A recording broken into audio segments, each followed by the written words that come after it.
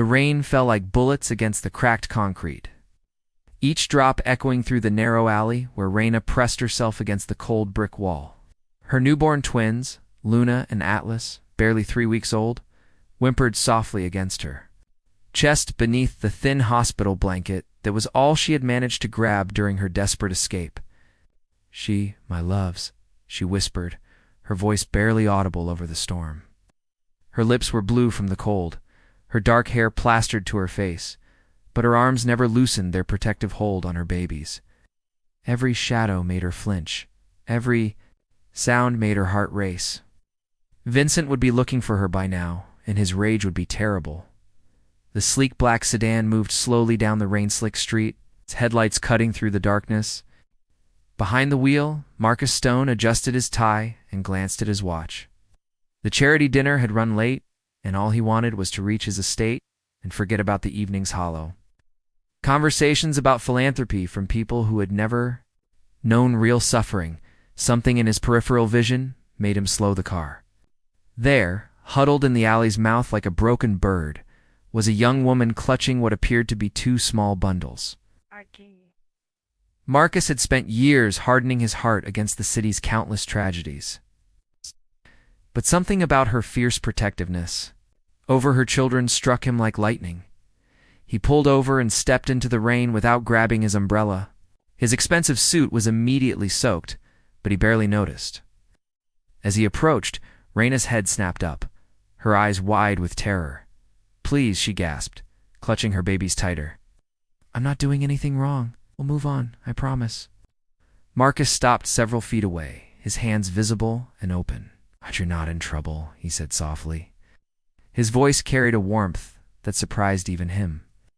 "But you and your babies are going to freeze out here." Raina studied his face in the dim light from the street lamp. She'd learned to read men quickly, to spot the predators and the pretenders. But this stranger's eyes held no threat, only concern that seemed to come from somewhere deep and genuine. "I don't have anywhere to go," she admitted, hating how broken she sounded. "I don't have money for a hotel, and the shelters, ... She trailed off, remembering the overcrowded rooms and the way some of the men looked at women alone with children. Marcus crouched down slowly, bringing himself to her level. Rain dripped from his dark hair, and she noticed the expensive cut of his clothes, the kind of quiet wealth that didn't need to announce itself. "Come with me," he said simply. "I have a house with heat and food and safe places to sleep.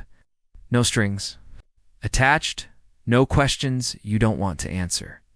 Raina searched his face, her survival instincts warring with her desperation. Luna began to cry, a thin sound that cut through her mother's heart.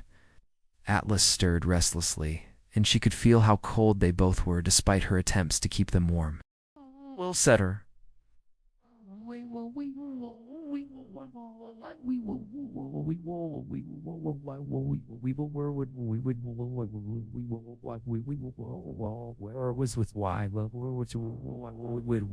She asked.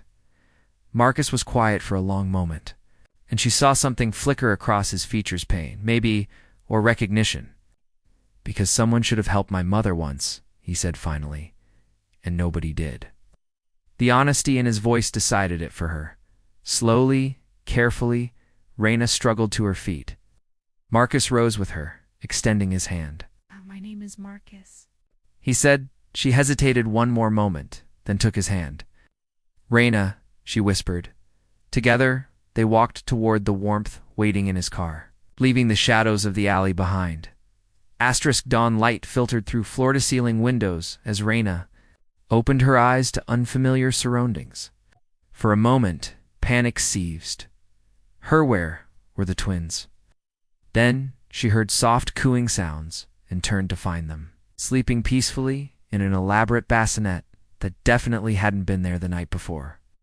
"Buenos dias, Mia," came a gentle voice from the doorway. A woman in her 50s with kind eyes and graying hair smiled at her. "I'm Elena Vasquez, the housekeeper. Mr. Stone asked me to bring some things for the little ones." Raina sat up slowly, taking in the enormous bedroom with its warm cream walls and expensive furnishings. Through the windows, she could see manicured gardens stretching toward distant hills, was like something from a movie. "Where is he, Marcus?" Raina asked, unconsciously smoothing her tangled hair. "Having breakfast in the kitchen. He thought you might prefer something informal rather than the dining room." Alina moved closer to the bassinet. "May I?" Raina nodded, watching as Alina gently lifted Luna. The older woman had clearly handled many babies before, supporting Luna's head perfectly while making soft, soothing sounds. "She's beautiful," Alina murmured. "They both are." How old? 3 weeks today, Raina said, reaching for Atlas as he began to stir. "I'm sorry, we're probably disrupting your whole household. We won't stay long, just until I can figure out nonsense." Elena's voice carried the firm kindness of someone accustomed to taking care of people. "Mr. Stone rarely brings guests and never any so important. You take all the time you need." Downstairs, the kitchen was surprisingly cozy for such a grand house. Marcus stood at the island wearing jeans and a simple button-down shirt, looking younger and more approachable than he had in his rain-soaked suit. He glanced up as they entered, and Raina caught something vulnerable in his expression before he smiled. "Good morning. Did you sleep?" "Yes, thank you." Q. Raina settled Luna in the portable high chair Alina had somehow procured. "This is all too much. The room, the baby things, everything. You don't even know us." Marcus poured coffee into 2 mugs, studying her face. "What do you want to know about me?" The question caught her off guard. "What? You said I don't know?" "You, which is true. But you don't know me either. What would make you feel safer?" Raina considered this while Alina bustled around preparing bottles for the twins. No one had ever asked her what would make her feel safer. Vincent certainly never had. "Why do you live alone in this huge house?" she asked finally. Marcus's single quotes a smile turned rueful, "Because it's easier than letting people close enough to hurt you." The raw honesty made Raina's chest tighten. "Is that what happened to your mother? The one you mentioned?" "She tried to leave my father 3 times, Marcus said. Quietly. Each time he found us, brought us back, told her no one would ever help a woman with nothing." He handed Raina a mug, their fingers brushing briefly. "The 3rd time she tried, she didn't survive it." "I'm sorry," Raina whispered. "So am I." Marcus watched Atlas yawn and stretch in his mother's arms. "But maybe this time can be different." Alina placed warm bottles on the counter and squeezed Raina's shoulder gently. "Different can be good, Mia. Sometimes different can save your life." As Raina fed Atlas, while Marcus held Luna, she felt something she hadn't experienced in years: peace. The morning light painted everything golden. For the first time since the twins were born, she allowed herself to imagine a future that wasn't defined by fear. "Can I ask you something?" Marcus said suddenly. Raina nodded. "Your baby's father. Is he going to come looking?" The piece shattered like glass. Raina's hand trembled as she set down Atlas's bottle. She whispered, "He'll never stop looking." Detective Torres had been a cop for 15 years, but the missing persons case of Raina Morrison Gray still haunted him. Had vanished 2 years ago, right before her 21st birthday, when she was set to inherit her late parents' fortune. Her guardian, Vincent Gray, her father's cousin, had reported her as unstable and possibly suicidal. But Torres had never bought that story now. Staring at the photograph Marcus Stone had reluctantly provided after Raina's breakdown the previous evening, Torres felt pieces clicking into place. "Her name isn't Raina Martinez like she told you," Torres explained to Marcus as they sat in the estate's library. "She's Raina Morrison Gray, heiress to Gray Industries. Worth about $50 million. Marcus felt the air leave his lungs. 50 million. Vincent Gray has been her legal guardian since her parents died in that car accident when she was 16. He's also been systematically draining her trust fund, claiming it's for her care and education. Torres leaned forward. If she's been hiding from him for 2 years, living under a false identity, it means she found out, and the twins. Torres's expression darkened. Vincent's children. He's been looking for her everywhere, claiming she kidnapped his kids. Hey. Based on what you've told me about her condition when you found her, he trailed off meaningfully. Upstairs, Alina sat with Raina in the nursery as the twins napped. Raina had finally told them everything how Vincent had isolated her after. Her parents died. How his care had slowly become control, then possession, then violence. How she'd discovered he'd been stealing from her inheritance and forging documents. She'd tried to leave and he'd made it clear she'd never would. When I got pregnant, everything changed, Raina whispered, her voice hollow. He said the babies would make sure I could never leave him. That no court would separate children from their father. Elena's jaw tightened with barely controlled fury. And so you ran. 3 weeks ago, when they were born. I took nothing but the hospital blanket and some formula samples. Raina looked.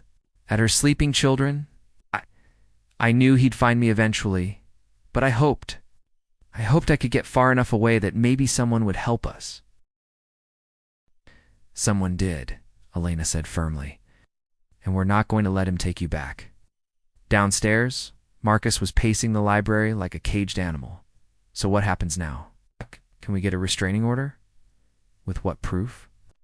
She's been missing for 2 years, living under an assumed name. From a legal standpoint, Vincent Gray is their father and her guardian.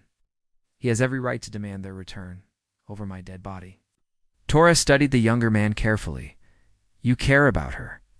It wasn't a question, and Marcus didn't bother denying it. I care about all of them. Then you need to know Vincent Gray isn't just abusive, he's connected. He has resources, and he's not above using them. If he finds out where she is... A soft chime indicated someone at the front gate. Marcus glanced at the security monitor and felt his blood freeze. A black SUV sat outside the gates, and even through the screen, he could see Vincent Gray's cold smile. Too late, Marcus breathed. Elena's voice crackled through the intercom. Mr. Stone, there are men at the service entrance too. Torres was already on his radio, calling for backup, but Marcus knew they might not arrive in time. He pressed the intercom button. Lena, get Raina and the babies to the safe room. Now, what safe room? Torres asked. Marcus's smile was sharp and dangerous. The one my father built when he was paranoid about kidnapping attempts. Oh. Turns out paranoia runs in families. As if summoned by his words, Vincent's voice came through the gate intercom, smooth as silk and twice as deadly. Raina, darling, I know you're in there. Bring my children out, and maybe we can discuss this like civilized people. Or I can come in and get them myself. Marcus looked at Torres. How long until backup? 10 minutes? Maybe 15? That's too long? Marcus moved to a hidden panel in the wall, revealing an array of security controls. My father might have been a bastard, but he believed in being prepared. As he activated lockdown protocols throughout the house, Marcus silently promised that whatever happened next, Raina and her babies would never go back to the monster waiting outside his gates. Asterisk. The safe room was hidden behind a bookshelf in the estate's library, accessible only by fingerprint scanner. Raina clutched Luna and Atlas to her chest, while Elena held a pistol with the competence of someone who'd grown up in tougher neighborhoods than this one. Mr. Stone, they're cutting through the front gate, Elena reported through the intercom above. Marcus monitored Vincent's approach through multiple security cameras. The man had brought 4 others with him hired muscle, probably ex-military based on their movement patterns. Detective Torres crouched beside him, weapon drawn, but they both knew 5 against 2 weren't good odds. Raina, Vincent's voice, carried through the house's intercom system, having somehow patched into the communications. You're only making this harder on yourself. The children belong with their father. In the safe room, Raina's whole body shook. She'd heard that tone before, reasonable on the surface, but with undertones of promised violence. He'll kill Marcus, she whispered to Elena. He'll kill anyone who tries to help me. Elena's grip on the gun never wavered. Then we don't let him. Okay. Upstairs, Marcus watched Vincent's team split up. 2 headed for the main entrance while the others circled toward the back. Laura spoke rapidly into his radio, but backup was still minutes away. Why is she worth $50 million to him if he's already been stealing from her? Marcus asked. When she turns 23 next month, the trust converts to full ownership. No more guardian, no more access for Vincent. Torres checked his weapon. This is his last chance to maintain control. The sound of breaking glass echoed from the kitchen. Marcus activated every defensive measure. His father's paranoia had installed steel shutters on windows, reinforced doors that could withstand small explosives, and a few surprises Vincent wouldn't expect. You know, Raina, Vincent's voice continued, closer now. I was willing to let you play house with your millionaire friend, but taking my children, that crosses a line. Marcus's jaw clenched. Even now, Vincent was trying to gaslight her, making her believe she'd stolen what was hers by right. The first attacker reached the library just as Torres rounded the corner.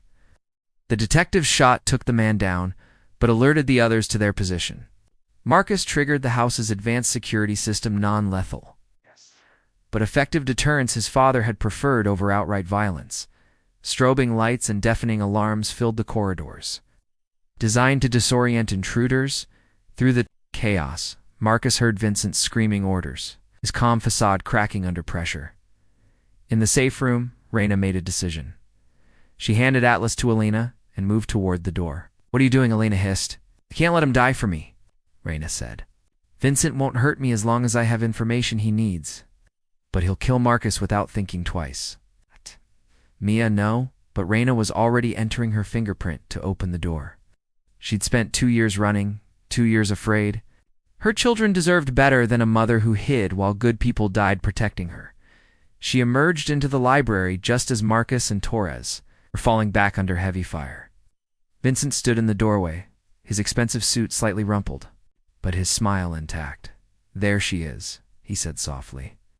My beautiful, foolish Raina. Let them go, Raina said, her voice stronger than she felt. You want me and the children? Fine, but these people did nothing wrong. Vincent's laugh was like broken glass. Oh, darling, after all the trouble you've caused me? I don't think so. That's when the sirens finally reached them, Detective Torres's. Backup arriving in force. But Vincent's smile never wavered as he raised his gun toward Marcus. Raina didn't think. She moved. The gunshot echoed through the house, but it wasn't Vincent's weapon that fired. Elena Vasquez stood in the safe room doorway, smoking pistol in her steady hands and a look in her eyes that suggested this wasn't her first time protecting a family from monsters. Nobody threatens my people, Elena said quietly as Vincent fell. Through the broken windows, police flooded the grounds. But Raina only had eyes for Marcus, who was staring at her with an expression of wonder and terror. You could have been killed, he said. So could you, she replied. And that wasn't acceptable.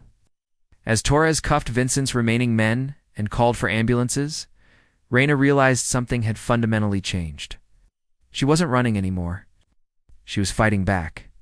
Asterisk. 6 months later, the morning sun painted the estate's garden in shades of gold and green. Raina stood before the mirror in what had once been the guest room, but was now undeniably hers, adjusting the simple white dress Elena had helped her choose. You nervous, Mia? Lena asked, pinning the last of the orange blossoms in Raina's dark hair. Terrified, Raina admitted with a laugh, but the good kind of terrified. Through the window, she could see guests taking their seats in the garden. Detective Torres was there with his family, along with the lawyers who had helped her reclaim her inheritance and secure full custody of the twins. Judge Morrison, who had presided over Vincent's trial, sat in the front row with a pleased expression. Vincent himself was serving 15 years for kidnapping, assault, and embezzlement. The trial had been difficult, but Raina had found strength she never knew she possessed. Standing in that courtroom, telling her truth, she had finally understood what freedom felt like. Mama Pretty, came a small voice from the bassinet by the window. Luna, now 8 months old, pulled herself up on chubby legs and beamed at her mother. Beside her, Atlas clapped his hands in delight. Both twins dressed in matching cream-colored outfits that complemented their mother's dress. Your babies think you look beautiful, Elena said, lifting Atlas while Raina picked up Luna. And they're right. Downstairs, Marcus stood in his study, adjusting his tie for the 3rd time. He'd faced corporate boardrooms full of hostile executives, without breaking a sweat, but the thought of the ceremony waiting in the garden made his hands shake. You know she's going to say yes, right? Detective Torres appeared in the doorway, looking uncomfortable in his formal suit. She moved in 6. Months ago, and hasn't tried to leave once. She's independent now, Marcus said.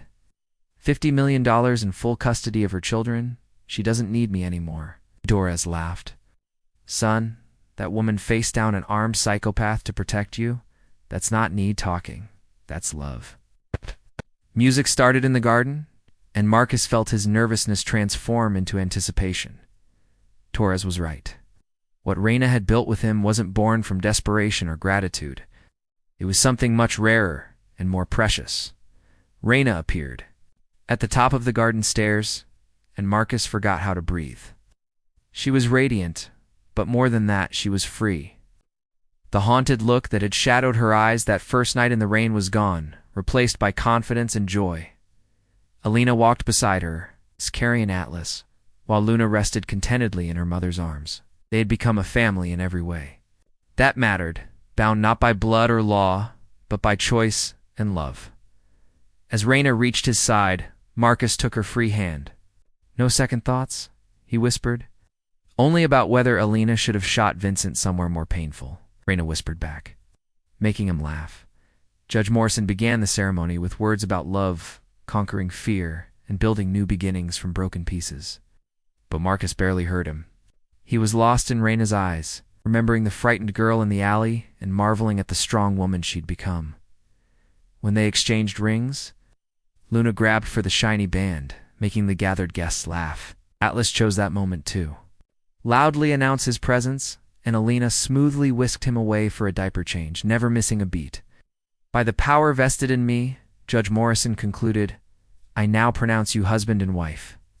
As Marcus kissed his bride in the garden, where she'd first found sanctuary, Reina thought about the night that had changed everything. She'd been broken and desperate, clutching her babies and praying for salvation. Marcus had offered her his hand and asked her to trust him, now surrounded by the family they'd built together. She finally understood that sometimes the best love stories begin with the simplest words, come with me. The twins gurgled happily as their parents danced their first dance as husband and wife, and Alina wiped tears from her eyes while she planned the elaborate christening she was already insisting they needed. Later that night, as they tucked the twins into their cribs, Reina caught Marcus watching her with that same wonder he'd had the first morning she'd woken up in his house. What are you thinking? She asked. That I'm the luckiest man alive, he said simply. Reina smiled and took his hand, leading him toward their bedroom window. Outside, rain had begun to fall, the same kind of storm that had brought them together. But this time, they were safe and warm and together. No more running? Marcus asked softly. No more running, Reina confirmed. We're home. And in the nursery down the hall, Luna and Atlas slept peacefully, dreaming the dreams of children who would never know anything but love and safety, protected by parents who had learned that sometimes the greatest courage is simply choosing to trust someone new.